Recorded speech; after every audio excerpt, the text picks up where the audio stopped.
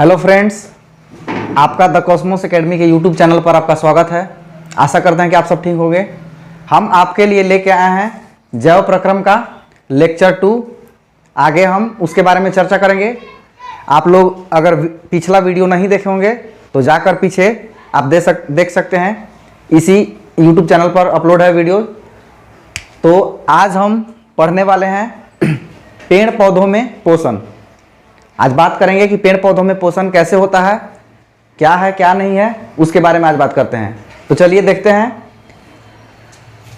हम लोग के टॉपिक का नाम है पेड़ पौधों में पोषण। ठीक है, पेड़ पौधों में पोषण से क्या मतलब है। इसमें हमको पढ़ना है कि कोई भी पेड़ पौधा अपना भोजन कैसे संश्लेषित करता है या फिर बनाता है, और उसके निर्माण में क्या क्या चीज़ की आवश्यकता होती है, वो कैसे वायुमंडल से या फिर जड़ों से या फिर सूर्य के प्रकाश से अपना भोजन, उसके सहायता से अपना भोजन का निर्माण करता है, वो सब हम आज पढ़ने वाले हैं। ठीक है, तो देखते हैं सबसे पहले कि पेड़ पौधों में, सबसे पहले हम छोटा सा एक पेड़ बना ले रहे हैं।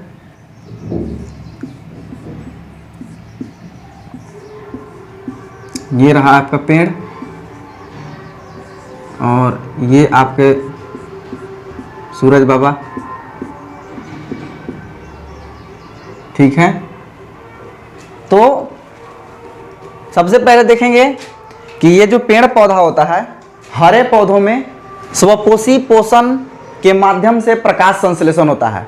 प्रकाश संश्लेषण एक प्रक्रिया है जो हरे पौधों में स्वपोषी पोषण द्वारा प्रकाश संश्लेषण होता है, और ये ऐसी प्रक्रिया है जो प्रकाश संश्लेषण के माध्यम से अपना भोजन पेड़ पौधे निर्माण करते हैं, भोजन का निर्माण करते हैं। ठीक है, तो सबसे पहला लाइन क्या है कि इनमें स्वपोषी पोषण प्रकाश संश्लेषण के माध्यम से होता है। ठीक है, पौधों में स्वपोषी पोषण विधि होता है, पोषण प्राप्त करने की विधि है जो प्रकाश संश्लेषण के माध्यम से होता है। किस प्रक्रिया द्वारा होता है, तो प्रकाश संश्लेषण एक प्रक्रिया है जिसके माध्यम से इन लोग अपना भोजन तैयार करते हैं। ठीक है, और ये पोषण की विधि है स्वपोषी पोषण। ठीक है, आगे क्या है, प्रकाश संश्लेषण एक जैव रासायनिक प्रक्रिया है। प्रकाश संश्लेषण कैसी प्रक्रिया है, प्रकाश संश्लेषण एक जैव रासायनिक प्रक्रिया है। जैव का मतलब कि जीवों के अंदर होने वाली एक रासायनिक प्रक्रिया। रासायनिक प्रक्रिया इसको इसलिए बोलते हैं ताकि प्रक्रिया के पश्चात इसमें रासायनिक चीज़ों का निर्माण होता है, इसलिए इसको रासायनिक प्रक्रिया कहते हैं। केमिकल का निर्माण होता है। ठीक है, तो प्रकाश संश्लेषण एक जैव रासायनिक प्रक्रिया है जिनमें प्रकाश ऊर्जा की सहायता से अकार्बनिक पदार्थों से कार्बनिक पदार्थों का निर्माण होता है। ठीक है, क्या होता है, एक जैव रासायनिक प्रक्रिया है प्रकाश संश्लेषण जो जीवों के अंदर रासायनिक पदार्थों के निर्माण के लिए प्रयुक्त होता है। उस प्रक्रिया को हम बोलते हैं जैव रासायनिक प्रक्रिया।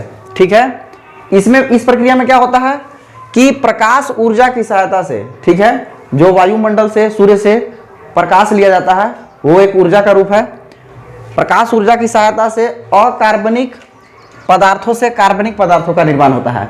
ठीक है, यानी कि अकार्बनिक और कार्बनिक के बारे में हम थोड़ा सा समझेंगे कि अकार्बनिक पदार्थ किसे कहते हैं और कार्बनिक पदार्थ किसे कहते हैं। ठीक है, तो हम समझेंगे कि अकार्बनिक पदार्थ उसे कहते हैं जिसमें, जिस कंपाउंड में या फिर जिस यौगिक में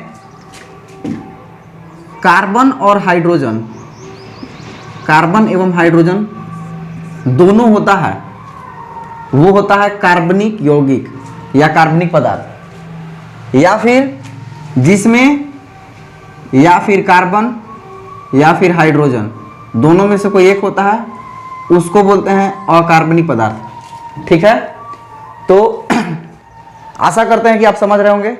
ठीक है, तो जब पेड़ पौधे वायुमंडल से कार्बन डाइऑक्साइड लेते हैं, वायुमंडल से कार्बन डाइऑक्साइड लेते हैं, तो इसमें सिर्फ और सिर्फ कार्बन है, हाइड्रोजन नहीं है।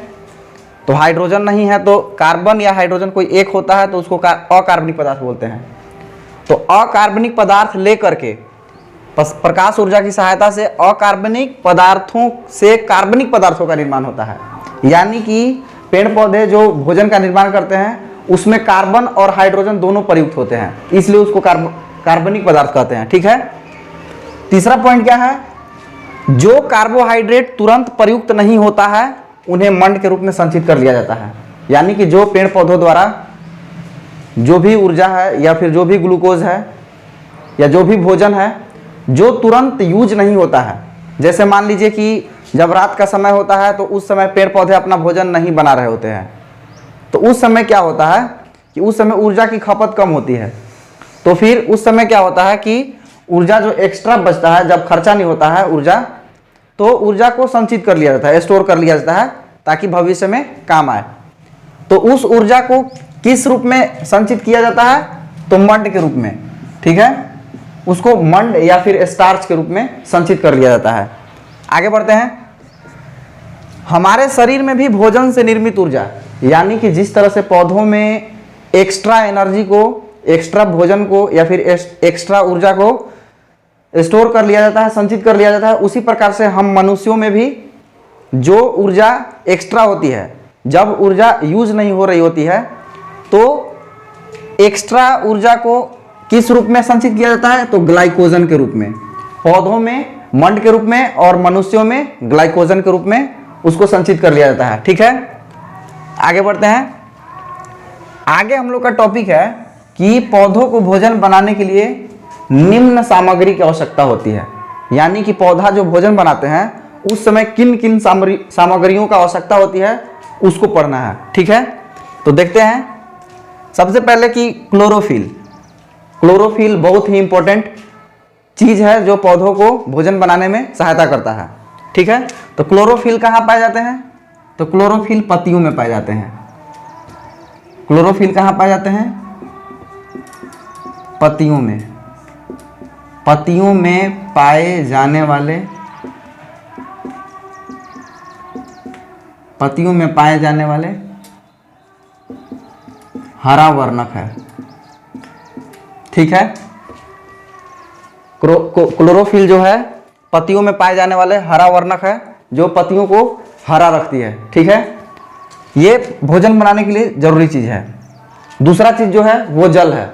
जल कहाँ से मिलेगा पौधों को, तो वो मिलेगा जड़ से।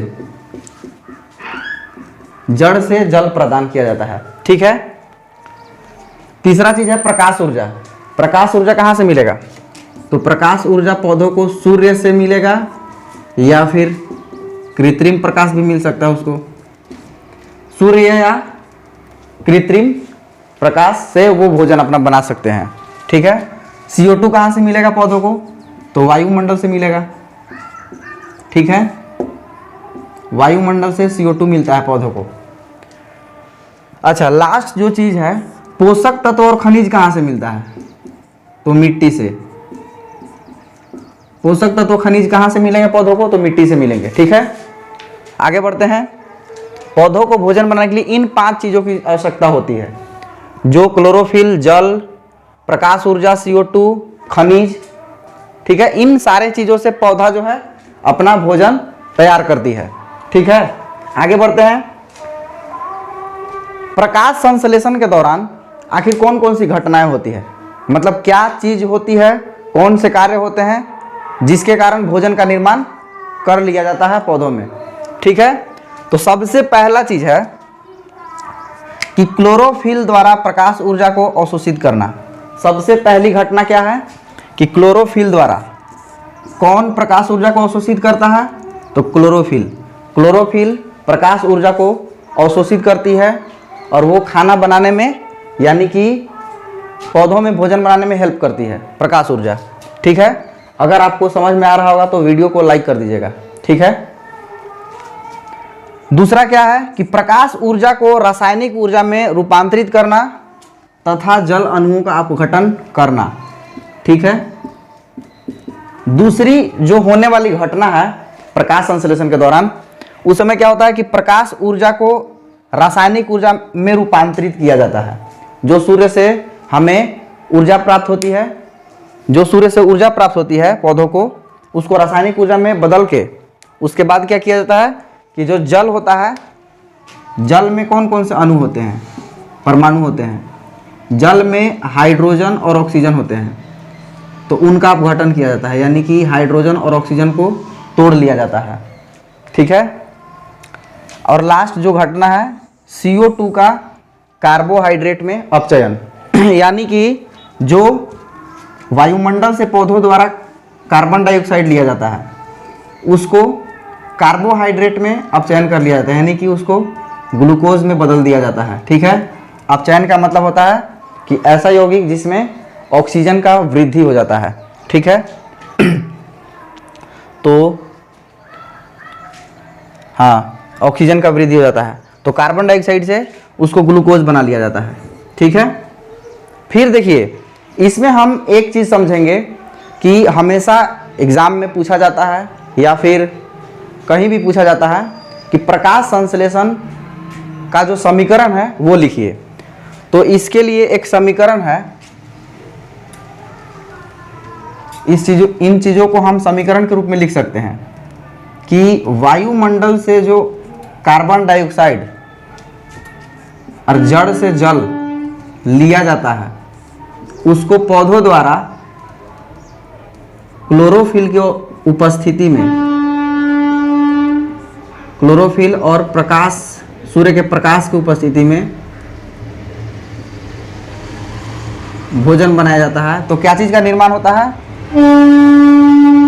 यही पौधों का जो है भोजन है, प्लस में ऑक्सीजन मुक्त होती है, प्लस में वाष्प जो होता है, जल जो होता है वाष्प के रूप में उड़ता है। ठीक है। इस समीकरण को संतुलित करना भी जरूरी है। ये समीकरण संतुलित नहीं है। ये जो नया पदार्थ बना इसी को हम बोलते हैं ग्लूकोज। यही ग्लूकोज है और यही पौधों में भोजन बन के तैयार हो जाता है। ठीक है। यही पौधों का भोजन है और यही ऊर्जा के रूप में प्रयोग किया जाता है। ठीक है। और इस समीकरण को हम संतुलित कर रहे हैं कि यहाँ पर कार्बन 6 है, यहाँ पर 6 लिखेंगे। ठीक है। यहाँ पर कार्बन 6, यहाँ पर कार्बन 6। ठीक। यहाँ पर हो गया 6 दूना के 12 ऑक्सीजन और यहाँ ऑक्सीजन है 6 2 8 1 9। तो एक काम करते हैं, पहले हाइड्रोजन 12 है तो यहाँ पर हाइड्रोजन 12 कर लेते हैं। हाइड्रोजन 12 दूनी 24 और ठीक 6 दूना के 12 ऑक्सीजन, 12 6 18 1 19, इधर 6 दूना के 12 और 12 24 ऑक्सीजन, इधर 6 दूना 12 यानी कि 18 6 24। ठीक है। यानी कि 6 दूना के 12 हाइड्रोजन और 12 24, यहाँ भी 24। ठीक है। समीकरण संतुलित हो गया है। तो आज का वीडियो समाप्त होता है और हम अगले वीडियो में लेकर आएंगे लेक्चर 3। ठीक है। और आप लोग अगला वीडियो देखने के लिए रेडी रहिएगा। आप लोग को मिस नहीं करना है। अगर मिस कीजिएगा तो सारी चीज़ें समझ में नहीं आएंगी, इसलिए आपको स्टेप बाय स्टेप पढ़ना बहुत ज़रूरी है। ठीक है। हम आशा करते हैं कि ये सारा चीज़ आपको समझ में आया होगा। अगर आपको एक बार में नहीं समझ में आता है, इसको बार बार आप देखिए। आप एक बार नहीं, 2 बार नहीं, 3 बार देखिए। और हाँ, वीडियो को स्किप कर करके मत देखिए, वरना आपको समझ में नहीं आएगा। ठीक है। आप ध्यानपूर्वक इसको पढ़िए और एक बार नहीं, 2 बार नहीं, 3 बार में समझ में आया तो कोई दिक्कत नहीं है, इसको बार बार पढ़िए। ठीक है। हम मिलते हैं अगले वीडियो में, तब तक के लिए जय हिंद।